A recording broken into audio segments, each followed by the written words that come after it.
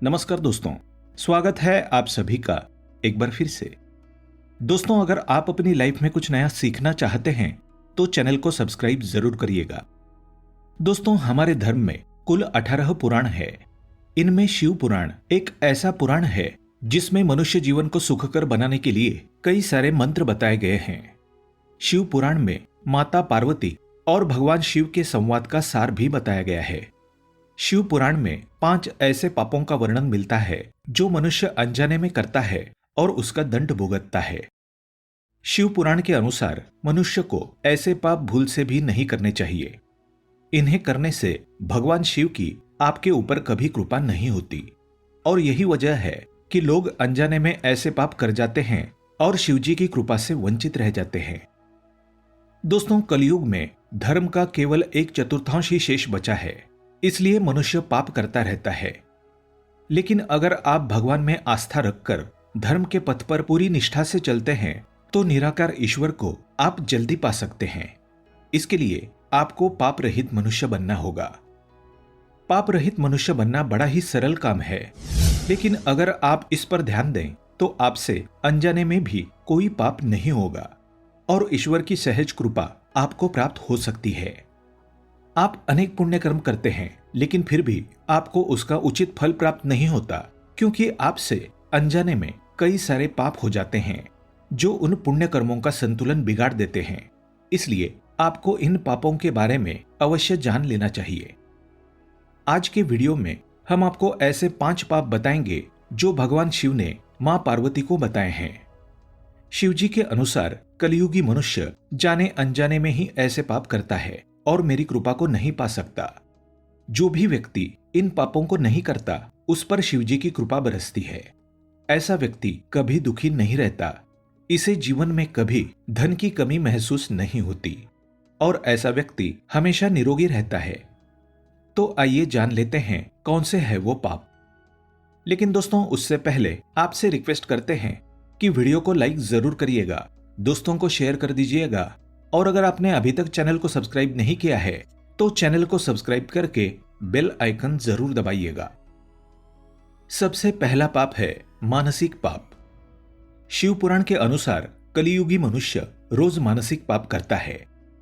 मानसिक पाप वो होता है जब आप मन में दूसरों के प्रति बुरे विचार लाते हैं, जो किसी स्त्री के बारे में हो या फिर किसी अन्य व्यक्ति की उन्नति को देखकर हो या फिर किसी के सौंदर्य को देखकर ही क्यों न हो, मन में उसके प्रति बुरे विचार लाता है अथवा किसी दूसरे का अहित हो ऐसी मन ही मन कामना करता है या फिर ईश्वर से प्रार्थना करता है कि किसी के साथ बुरा हो जाए, तो ये एक बहुत बड़ा पाप है। किसी भी मनुष्य के मन में भगवान का निवास होता है, अतः आप मन में बुरे विचार लाते हैं तो ये उस भगवान का अपमान माना जाता है। दूसरा पाप है वाचिक पाप। शिवपुराण के अनुसार मुख से दूसरों को बुरा कहना या किसी को दुख पहुंचाने के लिए गलत भाषा का इस्तेमाल करना बड़ा पाप होता है। इसे वाचिक पाप कहते हैं। मनुष्य को सदैव मुख से सत्य भाषा बोलनी चाहिए और मीठी वाणी का प्रयोग करना चाहिए। जो लोग अपने मुख से झूठ बोलते हैं तथा कटु शब्दों में किसी का अपमान करते हैं तो इसे पाप माना जाता है। ऐसे लोग जीवन में हमेशा गरीब ही रहते हैं। तीसरा है शारीरिक पाप। शिव पुराण में प्रकृति को ईश्वरीय रूप माना गया है, अतः अकारण ही प्रकृति को नुकसान पहुंचाना पाप माना गया है। पेड़ पौधों को काटना, पशुओं की हत्या करना, ये सब शारीरिक पाप की श्रेणी में आते हैं। इसके अलावा भी पैरों के नीचे छोटे छोटे जीव जंतुओं को कुचलना भी पाप माना गया है। एक महात्मा पुरुष अपने कदम भी रखता है तो धरती मां से क्षमा मांगता है। उसके आचरण से किसी भी प्राणी को कोई कष्ट नहीं होता। चौथा पाप है निंदा करना। शिवपुराण के अनुसार कलयुग के सबसे भयंकर पापों में से एक है निंदा करना।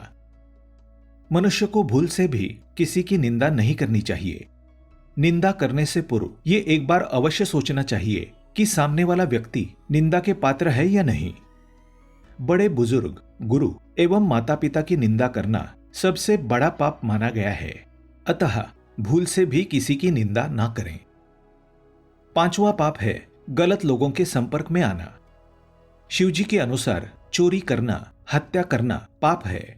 साथ ही इन लोगों के संपर्क में आना, इन लोगों को शरण देना अथवा इनकी किसी कार्य में सहायता करना, ये सब पाप है। अतः एक सभ्य मनुष्य को इन लोगों के संपर्क में आने से बचना चाहिए।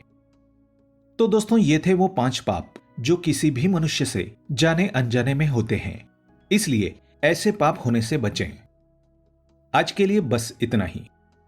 दोस्तों, अगर आपको ये वीडियो पसंद आया है तो वीडियो को लाइक करिएगा, दोस्तों को शेयर जरूर करिएगा और चैनल को सब्सक्राइब करके बेल आइकन जरूर दबाइएगा ताकि आने वाला नॉलेजेबल वीडियो आपको सबसे पहले मिले। दोस्तों, मिलते हैं अगले वीडियो में। तब तक के लिए goodbye and thanks for watching my video.